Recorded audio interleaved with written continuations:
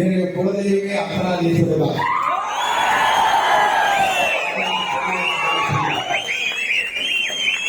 தந்தை அர்த்தநாதே, என்னுடைய பேர் சிவகுரு.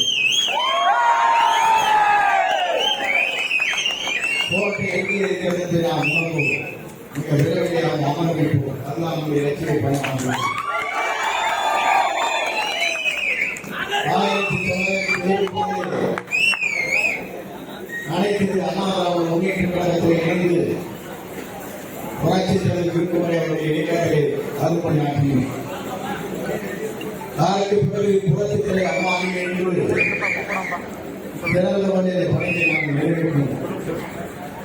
என்று 3வது தலைவராக நாளை ஆட்சி கட்டளை அமர்த்துகிற தளபதியை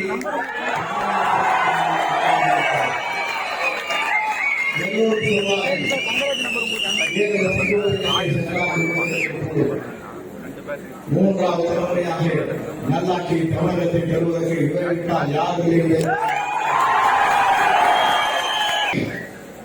நாம் கூட்டணியை வரவேற்கிறோம், வாழ்த்துகிறோம், நன்றி சொல்கிறோம்.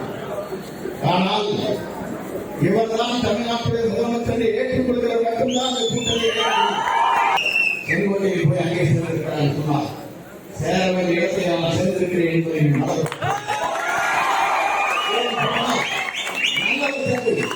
நல்ல தேர்வு சமுதாய அடிப்படையில் இருக்கிற மக்களுக்கு சேவை செய்வதற்கு யாரும் சமுதாயத்தை தமிழகத்தில் உருவாக்குவதற்கு இன்றைக்கு இவரை விட்டால் யாருமே எல்லாம் முன்னே எதிர்கொண்டிருக்கிறார்.